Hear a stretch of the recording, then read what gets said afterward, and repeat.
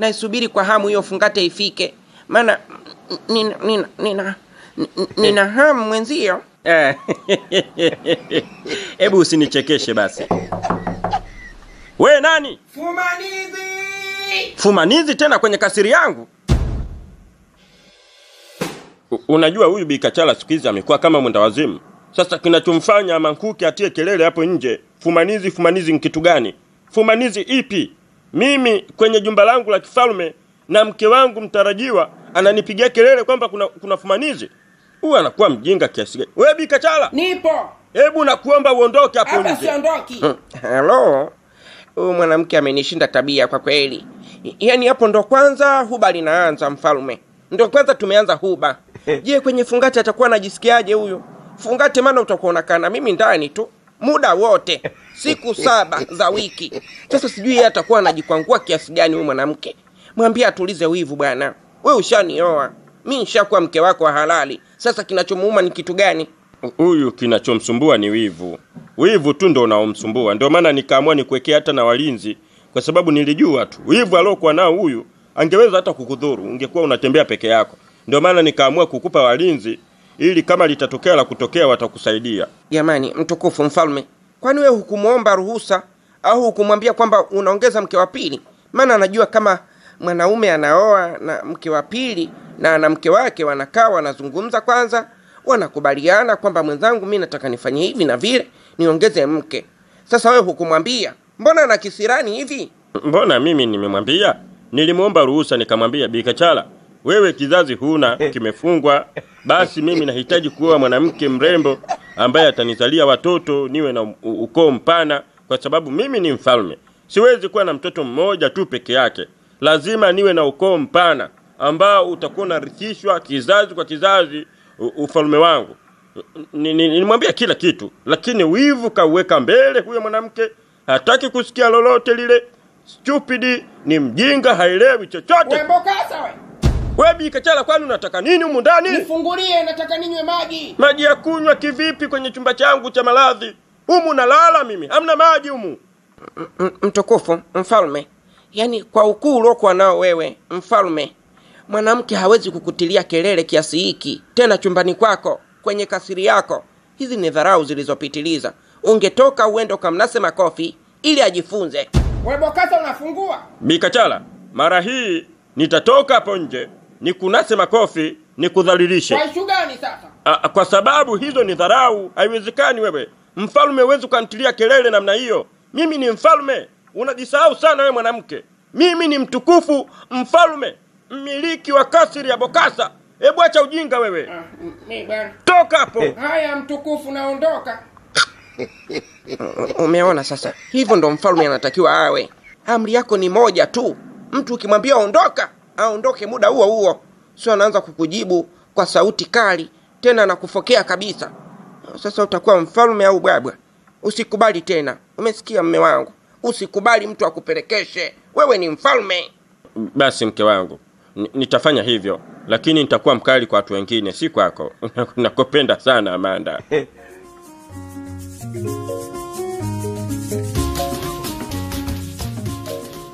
Aise, wewe ndevu mbili.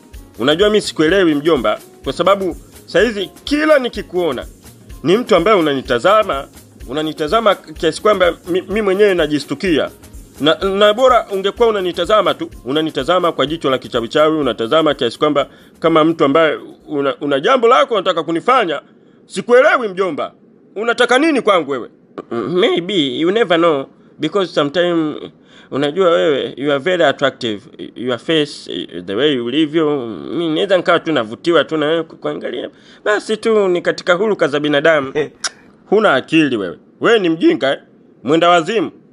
Umefyatuka akili na kichwa chako kilichobinuka hicho kama kidonge cha pitu. Acha ujinga. Mimi ni mwanaume mwenzio. Huwezi kuniambia eti navutia. I'm attractive. Wewe ni mjinga kiasi gani? Sasa mimi nikuonye. Mara ya mwisho leo kukuona unaniangalia kwa muda mrefu na macho yako mabaya hayo, sura yako mbaya na mitevu yako hiyo hasara, ukome kuniangalia. Sawa? Shega tu mwanamfalme. Mimi nimekuelewa. Nitajitahidi kuweka mipaka katika macho yangu, japo macho hayana mipaka, yanaangalia popote pale atakapo. Maana hata kuna kitendawili kimoja kinasema hivi, popo mto zavuka mbili. Ndio hivyo kweli? Popo mto zavuka mbili, mto popo vukeni popo mto zavuka mto popo zavuka mapopo. Yaani wewe elewa kwamba macho hayana mipaka. Yaani mimi napoteza muda wangu hapa naongea na mtu ambaye hana akili, mwenda wazimu. Yaani hata ongea yake tu inaonekana mtu huyu hayuko sawa. Wewe Kitundu, na kuonya kwa mara ya mwisho, wewe ni askari kwenye kasiri hii ya Mfalme Bokassa, kasiri yetu sisi. Mimi kama mwana mfalme na kuonya, stop looking me for long time. Usiniangalie kwa muda mrefu, tutakuja kugombana kwa vitu vidogo. Wewe mimi ni mwanamume mwenzio, umekosa wanawake kijiji kizima hiki. Hapa kwenye kasiri kwenye ndani kuna wanawake, kijiji kina wanawake, unashindwa kuangalia wanawake. Rafiki yangu unaniangalia mimi mwanamume mwenzio? Unanitaka? Unanimind? Maybe sometime inatokea. Oh, sometime inatokea. Mimi samahani mwana mfalme, nisamehe kwa kukuangalia kwa muda mrefu. Sitorudia tena. Mjinga huyu. Yaani angejua na muinda huyu dogo. Na muinda kama shilingi ya mkoloni. Na muinda ni mchafue sura ile, ichafuke kabisa, uhensa muishe. Najua Mwentumu akimuona huyu bwana katika sura ya mabonde hata mtamani tena. Ule urembo alokuwa nao na weupe, nadhani ndo namchanganya kipenzi changu Mwentumu. Naahidi kuiharibu sura ya Sam cheupe mimi hapa. Asije wakanisikia. Mpenzi wangu Shemtoi, hebu niambie sasa, kipi kinaendelea? Tutaendelea kujificha hadi lini pale kwa mjomba wako? Maana saa hizi tumekuwa kama wali sijui. Mimi nimekuwa kama mwali, kutwa nzima na kamle ndani, najificha, sitakiwi kutoka nje ili nionekane na watu. Sasa haya maisha yataenda hadi lini? Amanda, mjomba ameamua kutusaidia. Maana yule mimi naweza nikasema kwa 100% yeye ndo amesababisha ili penzi liendelee kudumu. Isingekuwa yeye, sasa hivi wewe ungekuwa kwa Mfalme Bokassa.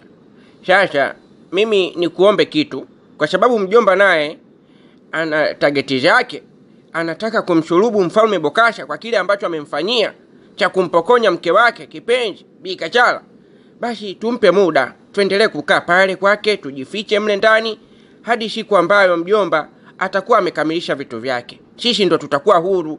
Kwa sasa hivi mke wangu, bado hatuko huru hapa kijijini.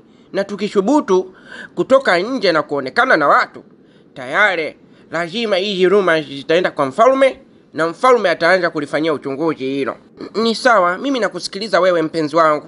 Na kwa kuwa mimi nakupenda sana Shemtoi, niko tayari kwa lolote. Hata ukitaka tukae mle ndani miaka nenda rudi, tusitoke nje, nitakaa kwa ajili yako. Nakupenda sana mme wangu, sawa eh? Hata mimi nakupenda pia kipenzi changu. Nipe basi nifyonje kidogo mdomo. Ko jamani, hebu basi jifunze kuomba busu kimahaba mpenzi wangu. Ndio unaniambia kweli eti nipe kidogo nifyonze mdomo kweli? Basi naweza. Basi mpenzi wangu Amanda kipenzi, mrembo wa kijiji, naomba lifti zako na za kwangu zigushane. Niambie binti yangu. Naona kama hauko sawa, kama kuna changamoto hivi na kutatiza, kama kuna changamoto yoyote imekutokea, mimi niko hapa kwa ajili yako. Niambie. Hapana ndiyo mtukufu mfalme. Kuna changamoto inanitatiza. Okay, basi kuwa huru kuongea. Mimi nitakusaidia. Mfalme, mimi kuna mtu ananinyima uhuru kwa kweli. Na hii yote ni kwa sababu mimi napendana na mtoto wako mwana mfalme. Ameniambia kwamba kama nitaendelea kupendana naye, basi atanimaliza. Yaani kiufupi ni kwamba mwanao mwana mfalme ana mahusiano na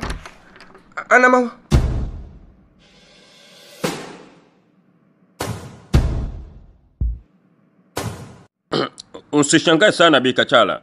Huyu anaitwa Mwantumu binti Msegena. Ni mke mtarajiwa wa mwanangu kipenzi Sam, mwana mfalme. Najua hakuna haja ya kumtambulisha. Okay, binti yangu, tuendelee na mazungumzo yetu. Samahani mtukufu mfalme, nilikuwa naomba umwambie Malkia Bikachala aondoke kwa sababu haya mazungumzo ni asiri. Nilikuwa naomba nikwambie tu wewe peke yako. Wewe dogo naye kumbe fala sometime we. Mazungumzo gani asili hayo ambao unataka mimi niondoke hapa mzungumze wawili? Unataka kumtongoza mume wangu we? Na kuuliza unataka kumtongoza mtukufu mfalme? Hilo swala haliwezekani. Mimi ni malkia kwenye kasiri hii. Nina haki zote za kujua lolote linaloendelea kwenye kasiri hii. Jambo gani la asili unataka kumwambia mume wangu? Mwantumu binti yangu, wewe usiwe na wasiwasi wala usiogope lolote lile. Kwa sababu wewe mwenyewe kataka kusikiliza kinachozungumzwa hapa. Hakuna shida. Wewe zungumza tu, usiwe na wasiwasi. Zungumza akiwepo hapa ili roho yake iridhike. Hapana mfalme, siwezi kwa kweli. Siwezi hata chembe, kwa sababu hili swala nilipanga nikwambie tu wewe peke yako. Yaani sihitaji mtu mwingine yoyote asikie nikikwambia. Mimi sitoweza kwa kweli. Bokasa, umemwona huyu mtoto anavyoendekeza umalaya kwenye jumba la kifalme? Huo si umalaya huo. Wewe unashindwaje kuongea bwana? Mimi ni malkia mtukufu, mke pendwa kabisa wa mfalme Bokasa. Nina haki ya kujua kila kitu kinachoendelea. Sasa unataka kumficha nani? Hakuna cha siri hapa. Ongea. We mbeleo usiku nifankila. Kama ingekuwa ni kitu ambacho kinakuhusu, ningekuja kukwambia hata wewe. Lakini mimi nimetaka tu nimwambie mfalme kwa sababu ni jambo la siri, sitaki. Kwani unanilazimisha? Mke wangu kipenzi Malkia Bikachala, hebu naomba basi unipishe nizungumze naye binti. Halafu chochote kile atakachoniambia nitakuja kukuelekeza tukiwa wawili, lakini kwa sababu ametaka kuniambia faragha mimi na yeye, hakuna haja ya kulazimisha.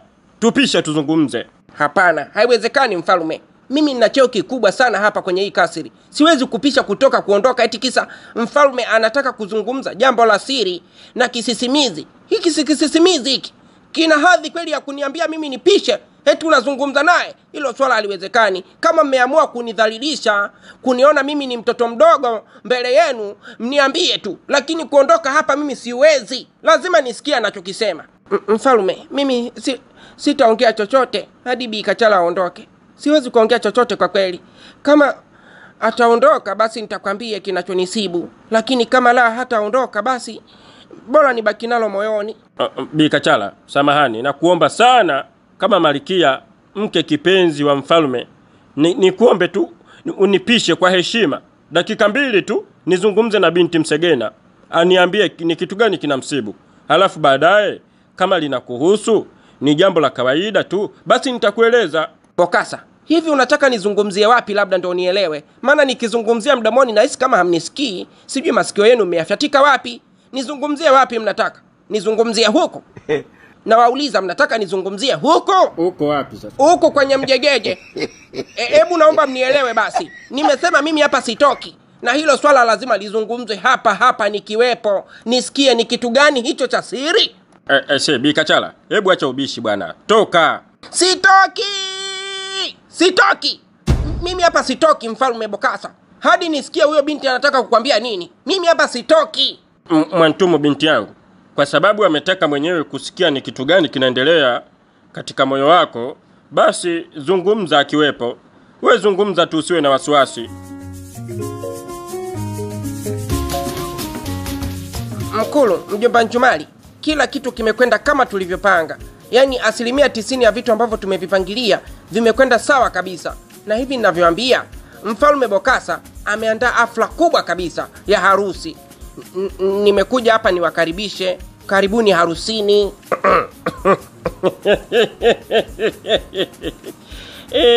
Safi kabisa. Safi Ahmanda wa mchongo. Umefanya kazi nzuri. Naona sasa tunaelekea kuyafikia malengo yetu tuliyoyapanga.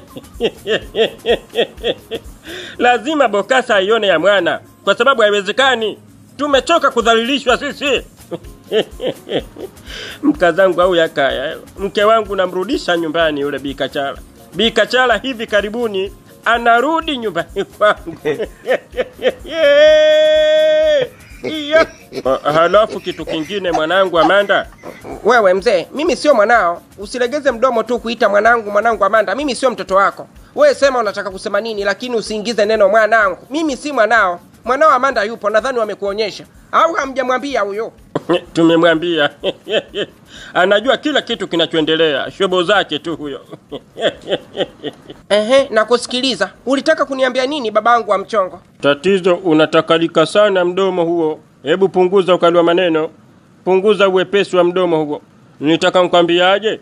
Mimi nakuja pale kwenye shughuli ya harusi. Hiyo afla kubwa iliyoandaliwa na Mfalme Bokasa. Naja pale kama baba yako mzazi. Kwa hiyo usije ukanitilia maneno tena ya hovyo hovyo kama hayo. Sawa Lazima nije nile ubweche huko kwenye shughuli. Haya, karibu sana baba wa mchongo. Utakavyokuja ndio utakavyopokelewa. Nadhani amekuelewa vizuri sana. Na mimi nitakuwepo kwenye shughuli hiyo ya harusi. Angalau nikale ubweche. Kitambo sana sijala ubwabwa.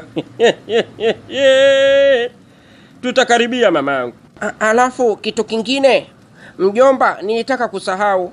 Kitu kingine nataka kuuliza kwamba hivi naruhusiwa kumpa yule bwana mambo, kwa sababu baada ya harusi inafuata fungate. Sasa baada ya fungate lazima kidogo nikae naye ndani. Kweli kuna ruhusa ya kumpa mambo?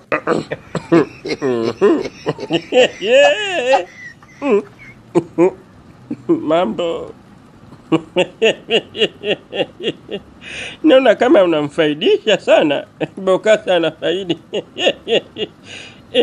Anyway, sawa.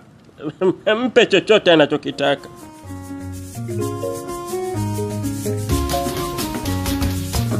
Wewe ongea, kama ni issue ya umalaya ijulikane tu hapa live bila chenga. Hakuna kufichana hapa. Eti toka, nataka niongee na mume wako jambo la siri. Jambo la siri hichi. Wewe kwanza kama nani? Wewe kama nani uongee jambo la siri na mume wangu alafu mimi nisijue? Hebu acha upuuzi huo bwana mdogo. Ongea, mimi nitasimama hapa nisikilize haswa ni kitu gani hicho. Sawa, kwa sababu umetaka niongee. Mimi nitaongea, sitaogopa chochote kile. Nitaongea kila kitu. Tena ninachokizungumza kijulikane kabisa ni ukweli kutoka moyoni mwangu. Wala sidanganyi. Nitamueleza kila kitu kinachoendelea mtukufu mfalme. Naongea ukweli wa mambo yalivyo. Ona sasa kanavojisafisha. Yaani aka katoto nyewe, yaani kana idea za kimalaya aka. Wewe ongea, mbona unaanza kujikanyaga? Wewe zungumza, kama ni ukweli tutajua, kama ni uongo pia tutajua. Ongea binti Msegena. Sisi tuko hapa tunakusikiliza. Kama ni tatizo, basi tutakusaidia kulitatua. Yaani ni hivi mfalme. Nilitaka kukwambia toka mwanzo hivi kwamba mwanao Sam Cheupe ambaye ni mume wangu mimi mtarajiwa ana mahusiano na huyu